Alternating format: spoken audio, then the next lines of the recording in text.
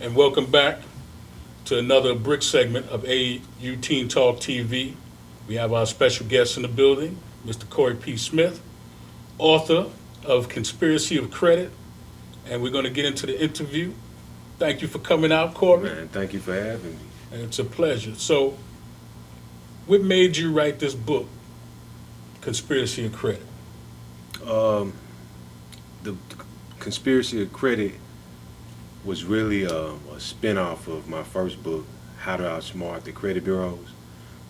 With this book, Conspiracy of Credit, I wanted to give the people more of a blueprint, an explanation of sort of connecting the dots between how the credit bureaus, the banking system, um, politicians work together in some form or fashion to hold poor people in bondage, so to speak, the working poor.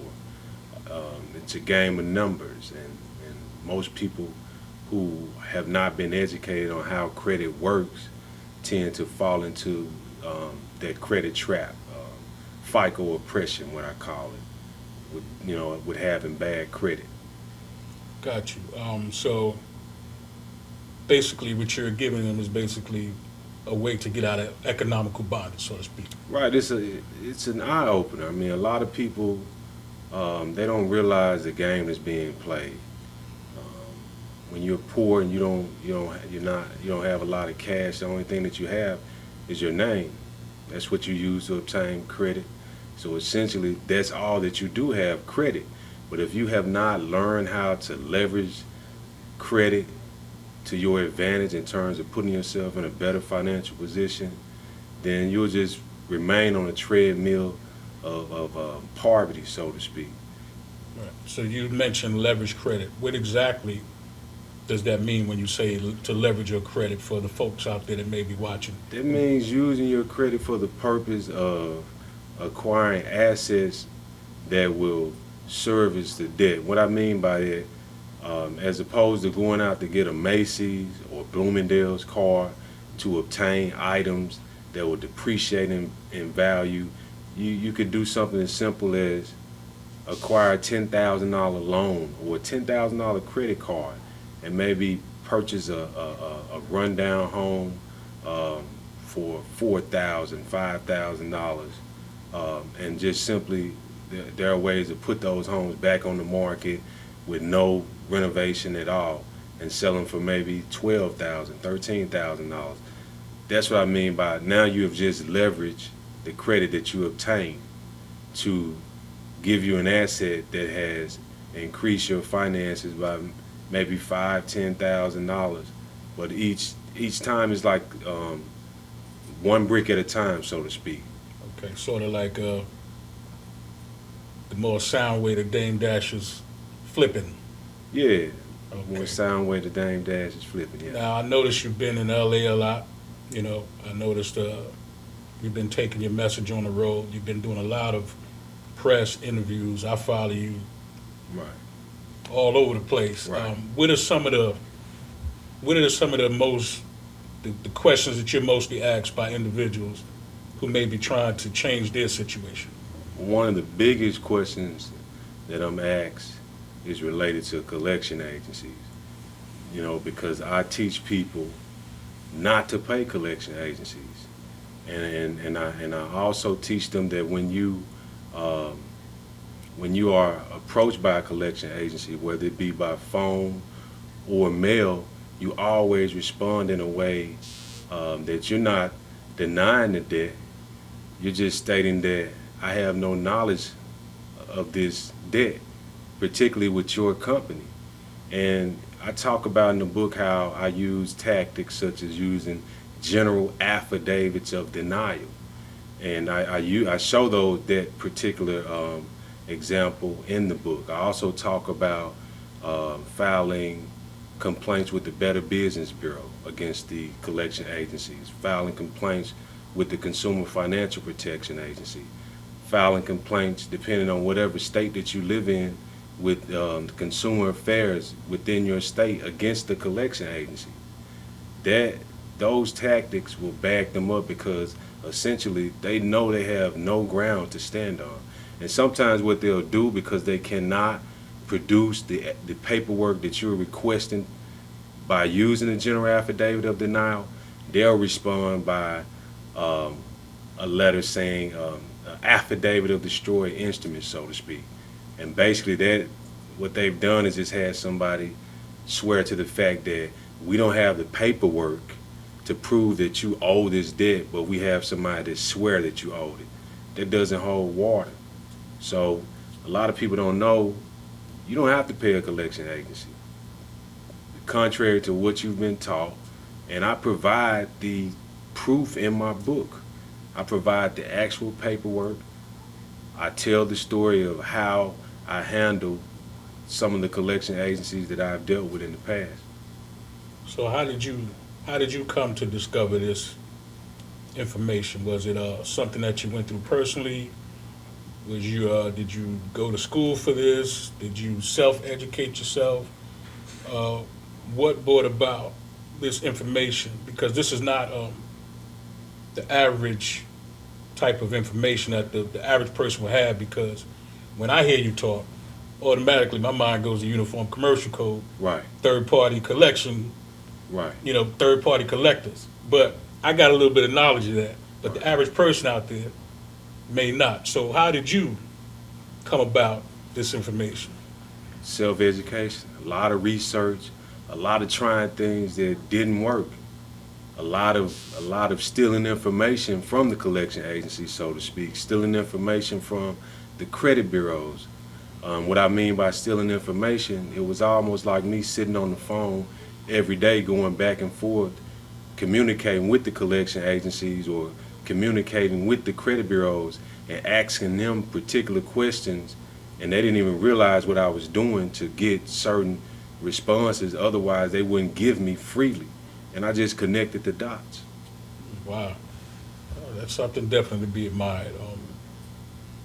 You've been doing this for a while now. About how long you been doing it? Since '99. Since '99. Wow. Since '99, I started. I was in my lowest. I mean, I was in an apartment with my wife and now my oldest daughter. We were in an apartment struggling. I was working every day, but I'm sleeping on the floor with no lights. And it hit me one night, in the middle of the night, the only way that I'm going to fix this situation is that I got to fix my name, which is my credit, and then use that as a tool to put my family in a better position. So every day, I talked to my wife and I was like, we got to let this apartment go. I said, we got to move in either with my mother or your grandmother. And I was like, I asked her to give me 24 months, which seemed like a long time. I was like, you give me 24 months and I'll give you the world. And immediately we let that apartment go, and immediately every day that became my job. Researching the credit bureaus, going to the courts, researching different cases, researching collection agencies, researching the Fair Credit Reporting Act. That became my job. And I tried different things. I tried a lot of different things. I tried and I stumbled on a few things that ordinarily, I wouldn't have just gotten by them giving me the information freely to defend myself against a collection agency or a creditor. Right. What you say is very interesting also, because they'll tell you in a minute, ignorance of the law is not an excuse. Right. Unless they're the ones who's being ignorant. Right, exactly. Yeah. So what is some of the other things that people really ask you about, they're really curious about? People ask me questions pertaining to the credit cards. I mean, a lot of people fall into this trap of settling debt with credit card companies, and they don't realize this is an actual law, and you can look it up.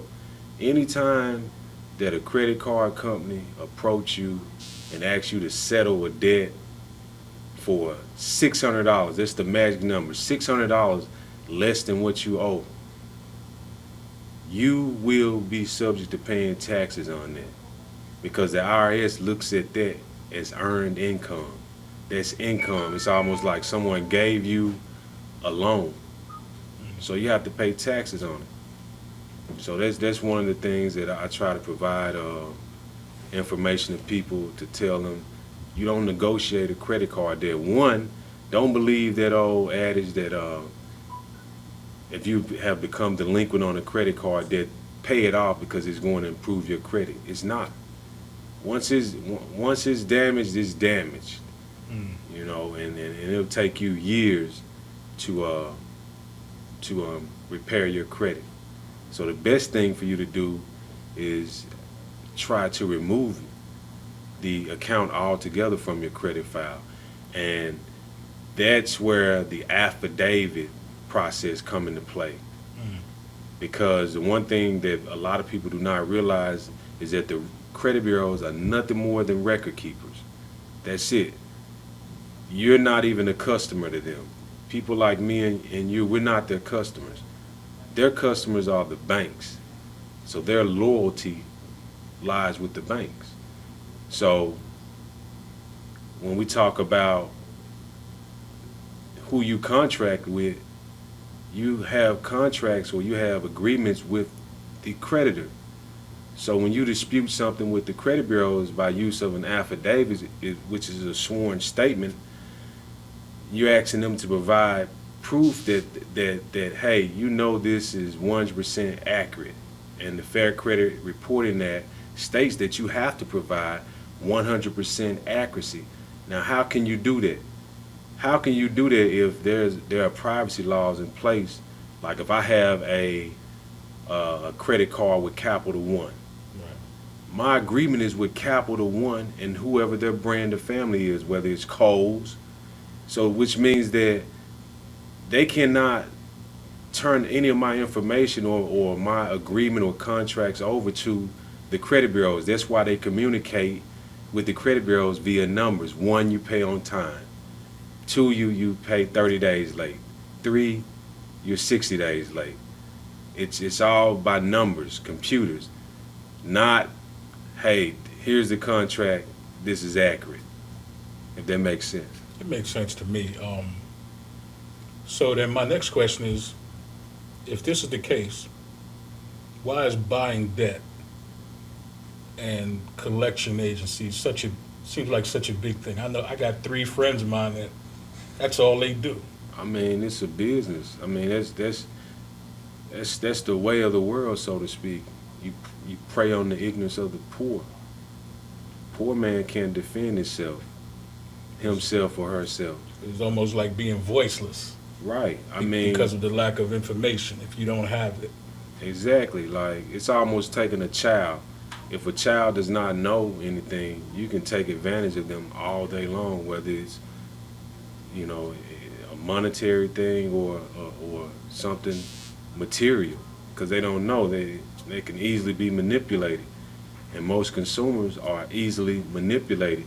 You have people that pay for identity theft protection. Yeah, that's crazy to me. And why are you paying for identity theft protection when you can protect your own credit? If you pay attention, every day they're pumping out commercials to get you to invest in identity theft protection. It's almost like entertainment. I always say that people would rather be entertained than educated. So you figure look at the revenue stream. If you have 100 million people paying $10 a month for something that's free, I could easily go and put a consumer statement on my credit file stating, do not extend credit unless you contact me via 901-366-1822. So whenever someone attempts to use my credit, they're not going to be successful because that statement is there, and I did that for free. I often talk about LifeLock. A lot of people do not realize that Goldman Sachs has a big stake in LifeLock, which merged with a company called ID Analytics.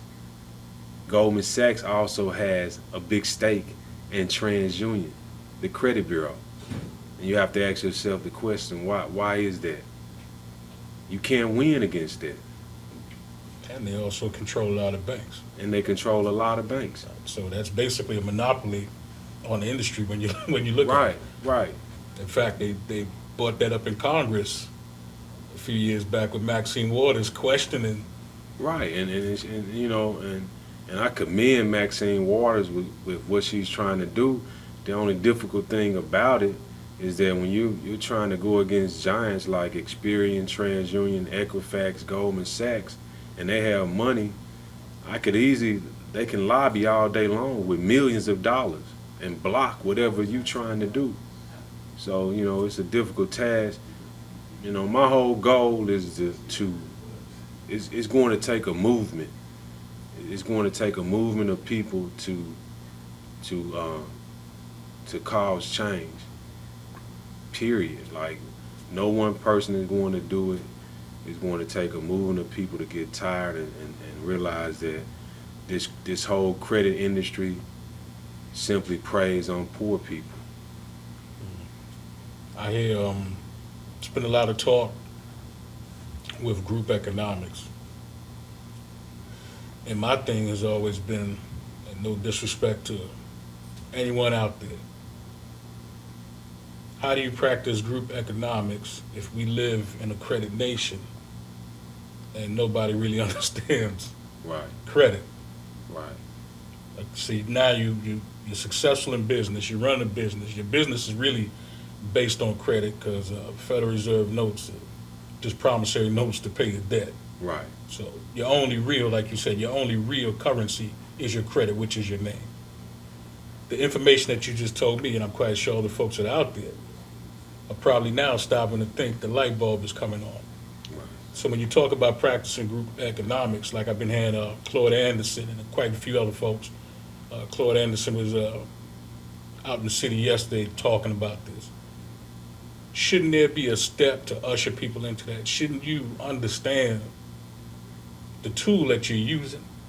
Because everything you purchase is going to be credit lines. It's not going to be like you're going to Right, take the money out of you. When you do business, this is how you do business. right, I don't hear anybody talking like you're talking, and there may be some folks out there. So far, like I said, I've been following you for quite some time now. I haven't heard anybody have this conversation. So I think that it's very important what you're doing, and we need to try to get more folks on board, because if you become stronger individually, then you can come together collectively with this knowledge and understanding, right, and then you can do group economics if you choose to. right. You know, it's just so many aspects to me. Like, what's the starting point? And to me, this would be the starting point. Yeah. Someone asked me about, I think his name is Dr. Umar Johnson. Yeah, Umar Johnson. And Yes. they asked me my opinion. I don't know a whole lot about him. Even when you speak of Claude Anderson and a lot of other people, Farrakhan, I respect them, what they're trying to do. Right. But and when you talk about whether it's black economics, white economics, Right. or dealing with poor people, period, in my opinion, it takes money. Right. And I'm aware of my past when you have people talk about slavery and these all different types of unjust things that took place. Mm-hmm. I'm aware of all that, but I'm not going to spend my time and energy, talking about that. Mm-hmm. I'm gonna spend my time and energy trying to help people figure out a way to get some cash in their hands to put themselves in a better financial position. Now, the starting point, we have to play the same game that the people that are in control are playing. Sad to say, we have to start with entertainment. Like, when I started promoting my book, I realized that, man, it was boring to people. People don't want to hear that. So I had to find a starting point. It's almost like, okay, I have to entertain them to get their attention. And once I have their attention, that's my starting point to show them, hey, this is what needs to be done. This is what we can do. And it's almost like, you remember in college when you had these study groups? Never went to one of them. Never went to one of them. I've been to a few, but you have like 10 people and we're all studying for an exam, I look at, I want to start these groups for credit. Imagine having 10 people and you're studying credit and working on credit together as a group. It's a lot of positive energy and it's a lot of information being bounced off each other. You know, that's one of the things when you talk about having a starting point that I want to create a community. Okay. So now, for the folks out there that may want to get in contact with you or may want to purchase your books, how can they get in touch with you? How can they purchase your book? The book is available everywhere. Books are sold, Barnes & Noble, Amazon, iTunes, audio books, Books A Million. Anywhere books are sold, I can be contacted at www.coreypsmith.com, www.conspiracyofcredit.com, or you can email me at info@coreypsmith.com. Okay. Well, you know, we got to get you back again. We'll get some more time with you. I forgot I was in New York. It's a busy place. Very, very busy, but, you know, we'll get you back for sure. And that's all we have for today. You know, thank you for joining us once again on the BRIC segment of AAU Teen Talk TV. I'm your co-host, William Teddy Portwine, with my guest, Corey P. Smith.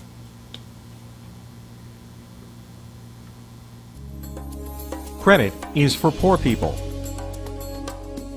Stop paying collection agencies. Why you shouldn't pay creditors. Your good credit means nothing. Tax liens can be removed. Identity protection is a product. Do you know Corey P. Smith?